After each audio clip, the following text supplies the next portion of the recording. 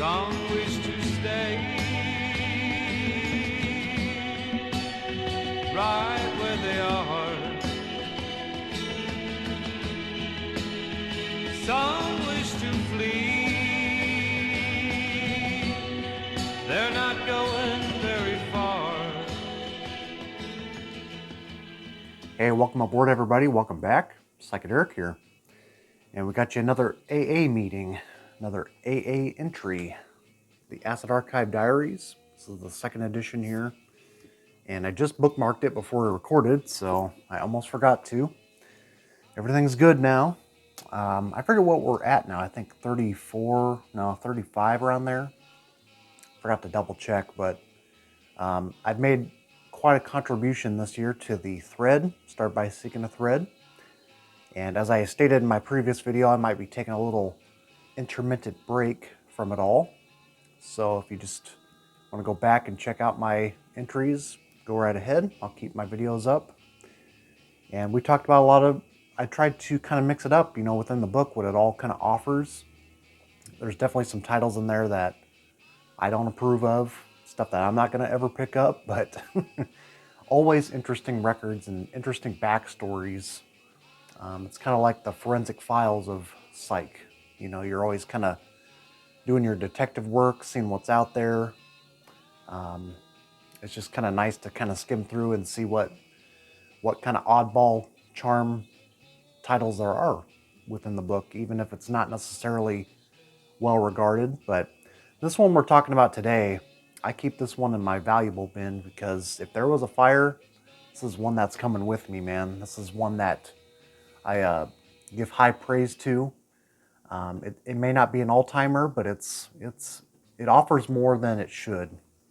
And today we're talking about The Visit from Bob Smith. And you best believe I'm going to leave a lot of samples within this video. That way you can get a little taste of what's going on here.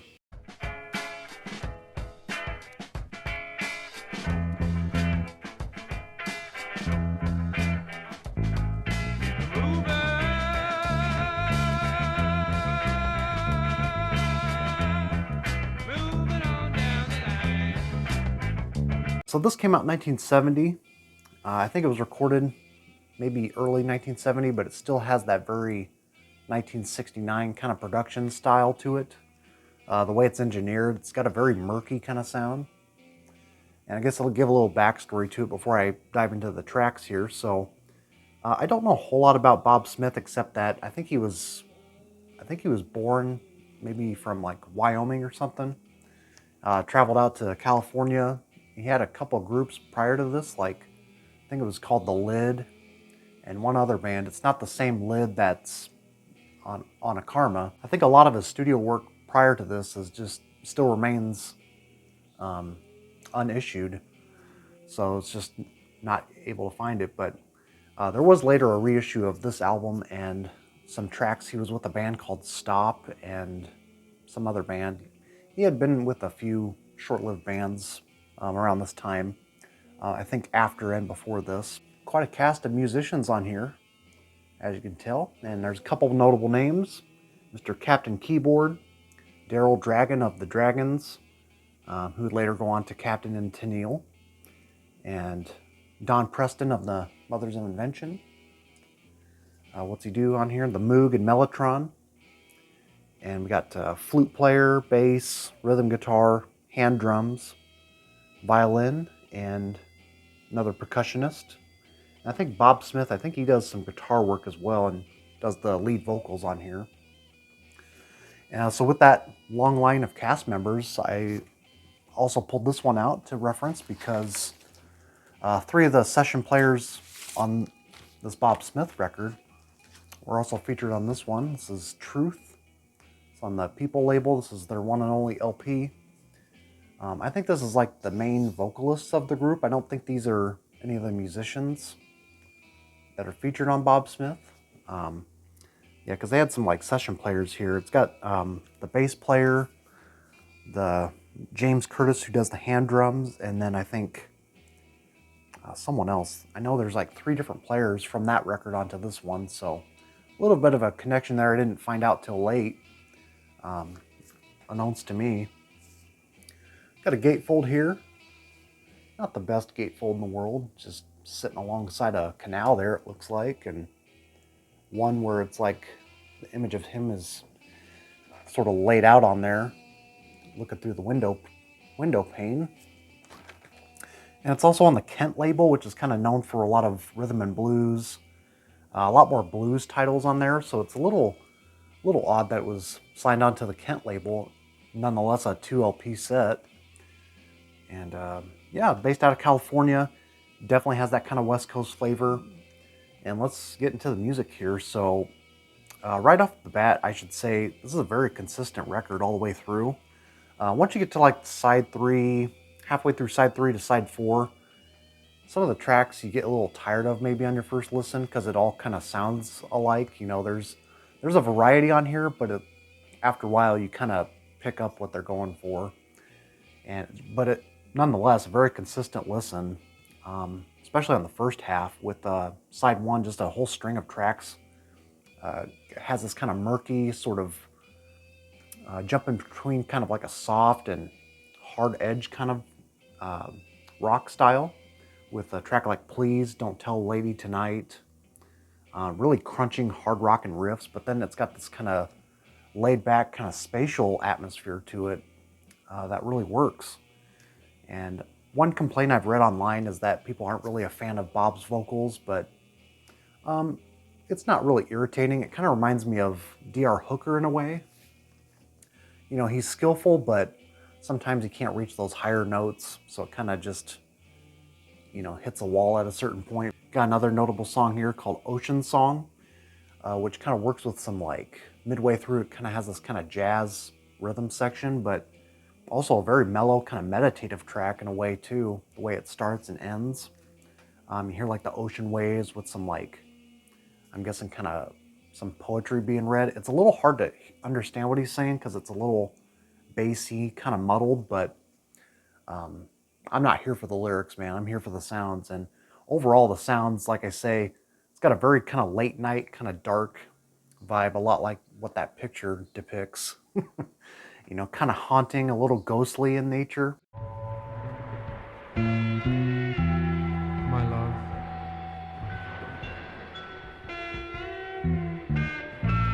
is the sun for all to see. My love, is the spring after winter's flow. I'd say one of my top 3 favorite tracks on here, the Wishing Song, opens up with some Mellotron. You know, it kind of gives it that little progressive edge to it, but once it gets through the midway section, after all the chorus and the verses, they jump into these like really zany, with the Mellotron, working with them, these kind of like acid rock freakouts, a lot of wah pedal guitar, and it's just awesome. Nothing else quite like it, I'd say. And then we jump into Can You Jump Rope, a nice fitting track for that. Jumps right into some, like, you know, flute work. Again, another almost 6-minute track. Some of the lengthier tracks are, I think, some of the best ones on here. Latter Day Matters. And then once we jump into side 3, they start getting a little more experimental than previously with India Slumber, which I featured on a Psychedelic Trip. I'll insert that clip here somewhere.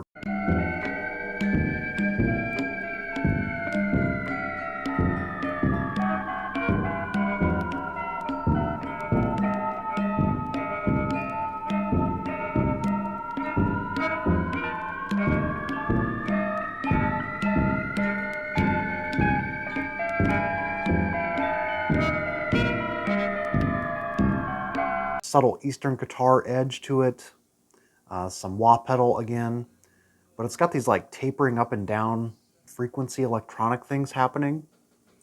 Definitely the most experimental track here, all instrumental, lasts about 8 minutes, and then it gets more intense near the end.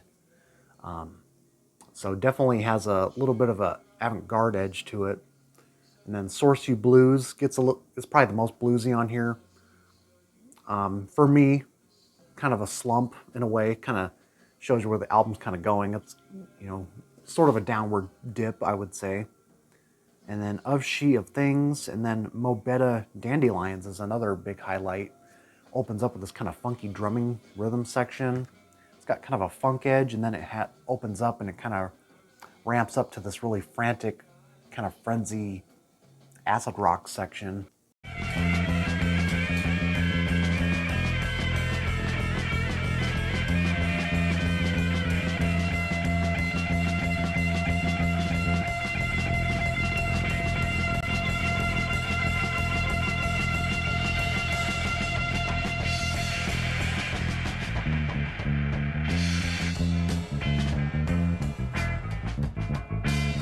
Kind of kooky writing, and it's like I can't imagine how they wrote this all out on the script or however they arranged these tracks, because it's a lot of unexpected movements that they go through here. The path does have forks, again, kind of another rocker, very much in the same vein as where the album started at. And then Try to Understand Yourself, pushing over a little over an hour worth of material here. And like I say, it's just an abundance. It's a lot more than we asked for, and I love it because I can always go back and revisit this one, revisit the visit, and always find something new, especially on the second half, because the first half I always remember pretty well. Obviously starting the record up, but once you get to that second half, past the experimental track into side 4, I forget a little bit of what it sounds like, but I'm always impressed because just jumping into that section, say I start side 4 first off, and then it, sounds pretty decent to me. But yeah, you kind of have to get over the long haul of the time length if you're listening to this in one session. You always have to get up after you listen to one side, where it's like 2-4 and 1-3 kind of situation. But there's a shot of the label there. Always kind of like that Kent design. And again, it also has very much that private press kind of flavor to it, even though it's not. I mean, it's a smaller label, but it certainly has those kind of murky, not very pristine kind of engineering quality about it. But a lot happening here for sure. And some tracks also include vibraphone too, which is a nice touch to it. The track that comes to mind is Ocean Song. Works with some vibraphone. Again, kind of brushing on that kind of jazz flavor. Yeah, just a nice variety here. You got hard rock, you got kind of your straight ahead psych rock, West Coast flavor, a little bit of meditative kind of movements here, and of course some bluesy elements kind of intertwined between all of that, and even some funk movements. So just a nice little bag of goodies here for a 2 LP set for its time. At that look in your eye, at the length of your hair, listen closely to what we've got to say.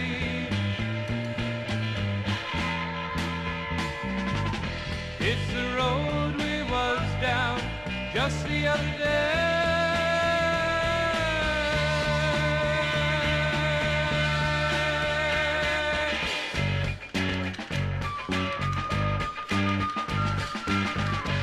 And I think this didn't get very much distribution at the time. I think they kind of struggled financing this and getting it out. So I think it took a couple years for this to finally get properly distributed. And yeah, unfortunately, this would be the last of, famously, of what Bob Smith had done. I think he made like a country CD or sort of a comeback record. I think he got into country around the late 90s, and he released a CD, I found out. And it's also notable to mention there's a box set that came out in 2000. It was like a 3 LP kind of set. It features this whole album, but then also some takes from his previous efforts with the band Stop and whatever that other group was. So I guess it had a replica of the poster that came with this record, which is pretty hard to find. It originally came with the big fold-out poster, which was like too cool not to hang up. So unfortunately, this one doesn't have one. I've seen people over the years kind of sell them on their own for like $100 or something. Probably worth it. I'd love to have one. And of course, I think it is kind of folded out like a panel. Obviously, it's got to fit in the sleeve, but would like to have a nice copy of that down the road. Maybe even have the reproduced poster at some point. But yeah, lots going on here. A lot of variety, and to me, this is kind of like what psych listeners really want to invest in. This is one that the price does tell, and it's worth picking up. I think these kind of naturally go for about, I don't know, I want to say maybe 150 and up now. I got this right around $100, not all out of pocket, thankfully. So yeah, definitely one to acquire. It does suffer a little bit of ring wear. A lot of copies do. But it's definitely one of those that should stick out to you now that I've talked about it. I guess I don't know how everybody else feels about that record. I don't recall anybody sharing it in the past, so let me know. I think Noble Records has one and Matt Sands does, but it'd be nice to hear some other opinions in the comment section, see what you guys think about it. And let's get into the review here. I have not looked over this. This is by Aaron Malinsky. And we also have a little blurb here where it might have been in some magazine or something. Let's see what it says here. The Visit 1970, 2 LPs on Kent with the poster. It gets the 2 rarity at this time. It also came out on CD a couple times, which I think it only shows the 1 CD from the 90s here on Virgo. And then the 3 LP set's called Stop for a Visit Down Electric Avenue. Apparently came out in Switzerland. And also a 2 LP set reissue on Tapestry, which is unofficial on Discogs, but and it looks like only 500 pressed of that. Then before I get to Aaron Malinsky's review, I'll read this little blurb it has about it. I'm assuming it was a review back in the day. It says, this double record set offers a little bit of everything from Bob Smith and Friends. Most of the tunes are filled well with instrumentals, with Larry Chapman offering good expression with his violin. The entire feeling evoked by the LP is one of contemplation. Some of the better tunes include Ocean Song, The Path Does Have Forks, and Can You Jump Rope? Yeah, it says it was from Billboard 1970 in November. And then let's read the review here. So let's see what he says. It's pretty ambitious to debut with a double album, but Bob Smith had enough ideas to fill 4 sides. His voice is a little serious, loungy, but he does at least try to sing like a rock guy when he's not trying to sound like a prophet. Hey, if you like D.R. Hooker singing, you'll like Smith's. The music is in a wide range of late 60s and 70s psych genres, from hard rock to upbeat folk rock to jazzy experimentation. The arrangements are always interesting.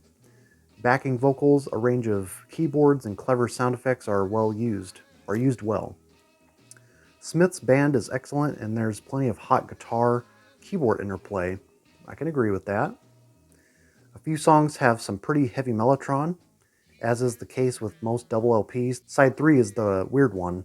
The 8-minute India Slumber might be a bit much for some listeners, but otherwise this album is surprisingly accessible. By the end of 4 sides, I wish Smith would have lightened up a little bit, but this set is full of great songs and great moments. Even the requisite blues song is pretty good. Daryl Dragon began his Captain persona here, listed as Captain Keyboard.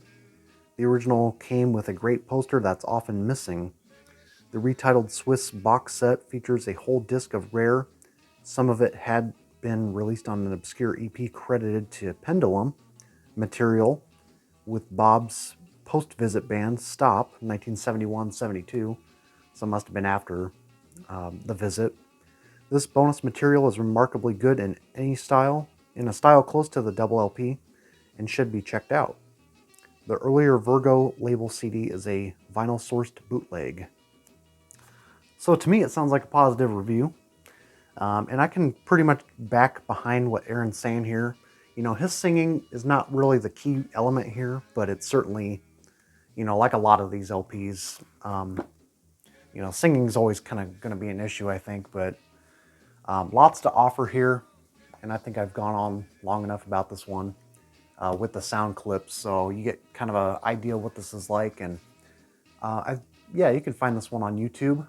There is a remastered one of those topic channels on here, which to me sounds okay, but I think YouTube always kind of compresses the sound quality. But if you guys know that channel, Ahones or Ones, who has like an incredible collection, it's taken from his vinyl, and he's made a playlist of this, so might be one to listen to as well. So The Visit from Bob Smith, I'm glad to check this one off. This is one I've had in the back of my mind for a while to do. On the Kent label, 1970. And yes, the poster's often missing. It's kind of a tragedy. It's just too cool not to hang. So I'll try to insert a little sticker of that. With that said, thanks for tuning in. Have a good week, and this is Christmas week, so have a good holiday. And we shall see you very soon. Oh,